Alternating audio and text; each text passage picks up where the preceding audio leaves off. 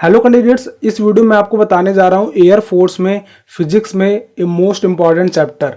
कई कैंडिडेट्स ऐसे होते हैं जो सिर्फ सेक्शनल में फिजिक्स में बाहर हो जाते हैं, मतलब उनके कट ऑफ छोड़िए, उनके जो नंबर होते हैं वो मेरिट लिस्ट से भी ज़्यादा होते हैं, लेकिन 50% से ज़्यादा लोग केवल ऐसे होते हैं जो एयरफोर्स का एग्जाम क्वालिफाई नहीं कर पाते क्योंकि वो फिजिक्स में सेक्शनल में बाहर हो जाते हैं और नंबर उनके बहुत अच्छे आ जाए, कट ऑफ से ज़्यादा क्या मेरिट लिस्ट से भी ज़्यादा आ जाते हैं, लेकिन फिजिक्स में सेक्शनल में फेल हो जाते हैं। कोई 0.25 नंबर से रुक जाता है, कोई 0.5 नंबर से रुक जाता है। तो मैं आज आपको बताने जा रहा हूँ फिजिक्स में वो इंपॉर्टेंट चैप्टर जिसको आप पढ़ के आसानी से सेक्शनल कट ऑफ तो क्वालिफाई कर ही लेंगे, इसके साथ साथ अच्छा स्कोर भी आप फिजिक्स में कर सकते हैं। ये केवल इंपॉर्टेंट चैप्टर आप पढ़ के देखिए, ये इंपॉर्टेंट चैप्टर है थर्मोडायनेमिक्स। मैं आपको भी सारे चैप्टर लाइन बाय लाइन बताऊंगा। थर्मोडायनेमिक्स में आपको क्या क्या पढ़ना है, जैसे जीरोथ लॉ हो गया, first law of thermodynamics, second law, Carnot heat engine हो गया, एडियाबैटिक प्रोसेस, आइसोथर्मल प्रोसेस, ये सब चीजें आपको पढ़नी है। किसके अंदर मिलेंगे सब चीजें आपको पढ़ने को?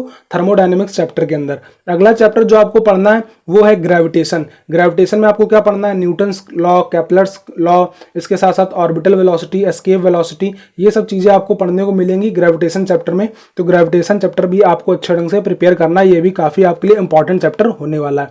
नेक्स्ट चैप्टर जो आपको पढ़ना है वो आपको ऑसिलेशन पढ़ना है। ऑसिलेशन क्या होता है? देखिए, ऑसिलेशन में जिसमें आप सिंपल हार्मोनिक मोशन पढ़ते हैं, जिसमें सिंपल हार्मोनिक वेव हो गया, ये सब चीज पढ़ेंगी। इसके बाद आप पढ़ेंगे प्रोग्रेसिव हार्मोनिक वेव। ठीक है, प्रोग्रेसिव हार्मोनिक वेव के अलावा आपको पढ़ना है इसमें सिंपल पेंडुलम।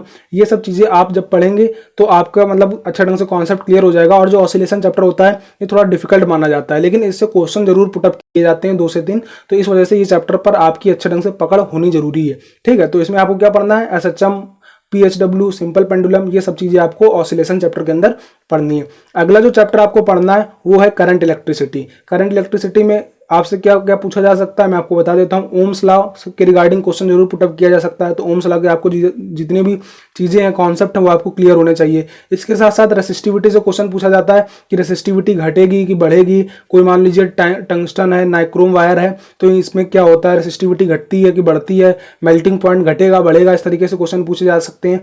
गैल्वेनोमीटर कन्वर्जन पूछा जा सकता है कि गैल्वेनोमीटर को जब हम लोग एमीटर में कन्वर्ट करते हैं तो वायर को सीरीज में ऐड करते हैं कि पैरेलल में ऐड करेंगे, और इसके साथ साथ गैल्वेनोमीटर को जब वोल्ट मीटर में कन्वर्ट करेंगे तो सीरीज पैरेलल किसमें वायर को कनेक्ट करते हैं। यह सब चीजें आपको किसमें पढ़नी पड़ेंगी? करंट इलेक्ट्रिसिटी चैप्टर में।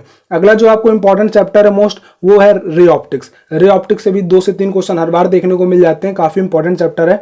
इसमें आपसे फोकल लेंथ के बेस पे फॉर्मूला पूछा जा सकता है, मतलब न्यूमेरिकल टाइप में आपसे क्वेश्चन पूछा जा सकता है। इसके बाद आपसे इसमें इमेज के रिगार्डिंग क्वेश्चन पूछा जा सकता है कि मान लो कोई इमेज है जो फोकल लेंथ से आ रही है, उसकी इमेज कहाँ बनेगी? इन्फिनिटी पे बनेगी या और कहीं बनेगी? कोई इन्फिनिटी से आ रही है इमेज, मतलब लाइन रे आ रही है, तो उसकी इमेज कहाँ पर बनेगी? इस तरीके से आपसे क्वेश्चन पुटअप किया जा सकता है। इसके अलावा मान लीजिए कोई भी चीज है, आपसे इमेज के रिगार्डिंग पूछा जा सकता है कि कोई भी है फोकल लेंथ के बियॉन्ड से लाइट आ रही है, इसकी इमेज कहाँ बनेगी? ये सब चीजें आपको पढ़नी पड़ेंगी रे ऑप्टिक्स चैप्टर में। इसके अलावा रिफ्रैक्टिव इंडेक्स से भी क्वेश्चन पूछा जाते हैं, कई न्यूमेरिकल भी रिफ्रैक्टिव इंडेक्स के बेस में पूछा जा सकता है कि लाइट का रिफ्रैक्टिव इंडेक्स घटेगा कि बढ़ेगा। स्कैटरिंग ऑफ लाइट वगैरह पूछा जा सकता है आपको। विग्योर के जितने भी कॉन्सेप्ट हैं वो आपको सारे क्लियर होने चाहिए। ठीक है, विवर्तन वगैरह जो हिंदी में जो भी आप बोलते हो, ये सब चीजें आपको पढ़नी है। ठीक है, diffraction of light, bending of light, ये सब चीजें आपको, स्कैटरिंग ऑफ लाइट, ये सब चीजें आपको रे ऑप्टिक्स चैप्टर में पढ़नी पड़ेंगी। अगला जो मोस्ट इंपॉर्टेंट आपका चैप्टर है वो है मॉडर्न फिजिक्स। मॉडर्न फिजिक्स से भी कई क्वेश्चन पूछे जा सकते हैं, तो मॉडर्न फिजिक्स में आपको क्या पढ़ना है? फोटो इलेक्ट्रिक इफेक्ट पढ़ लीजिएगा, Rutherford models, Bohr's models, atomic nucleus हो गया, न्यूक्लियर फिजन, न्यूक्लियर फ्यूजन, ये सब चीजें आपको मॉडर्न फिजिक्स में पढ़नी है। तो मॉडर्न फिजिक्स भी काफी इंपॉर्टेंट चैप्टर है, तो इसमें भी ये सारी चीजें अगर आप पढ़ लेंगे तो आपको अच्छी ढंग से चैप्टर की पकड़ हो जाएगी, आप चैप्टर में अच्छा स्कोर कर सकते हैं। तो मैं आपको बता देता हूं एक बार सारे चैप्टर इंपॉर्टेंट फिर से कौन कौन से हैं।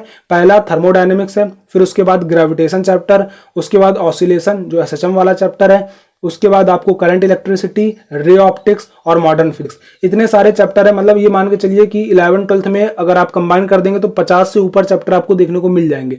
लेकिन अगर आप यही केवल 5-6 चैप्टर पढ़ लेंगे तो आप आसानी से एयरफोर्स का सेक्शनल के अलावा आप एक अच्छा खासा स्कोर कर सकते हैं, मतलब 15+ स्कोर आराम से कर सकते हैं अगर आपको इन चैप्टरों में नीड अच्छी है। मतलब अगर आप इन चैप्टरों में अच्छा स्कोर कर लेते हैं तो आप आराम से फिजिक्स का सेक्शनल क्वालिफाई कर सकते हैं। तो इन चैप्टरों को आप पहले तैयार करिए, जैसा कि अभी एयरफोर्स एग्जाम के लिए ज़्यादा टाइम नहीं बचा, तो 50+ चैप्टर आपको एयरफोर्स के लिए पढ़ना थोड़ा सा बड़ा टास्क हो जाएगा। बहुत ज़्यादा चैप्टर है, हर चीज़ के तो चैप्टर है, लेकिन सारी चीज़ें अभी पढ़ना जरूरी नहीं है। अभी हार्ड वर्क की जरूरत नहीं है, अभी स्मार्ट वर्क की जरूरत है।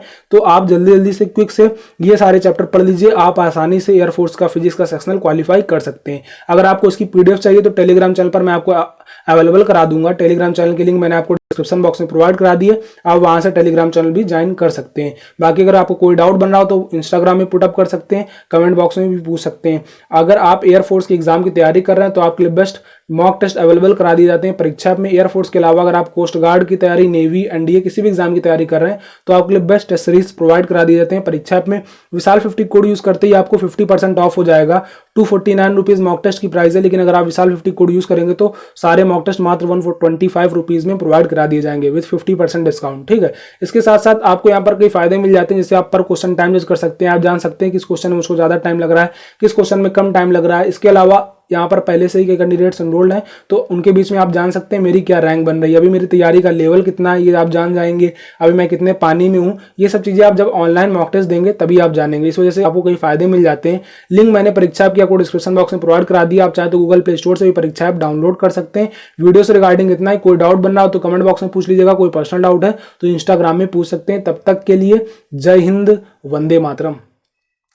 Life along the way, melodies we haven't played.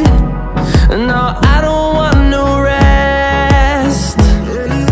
Echoing around these walls, fighting to create.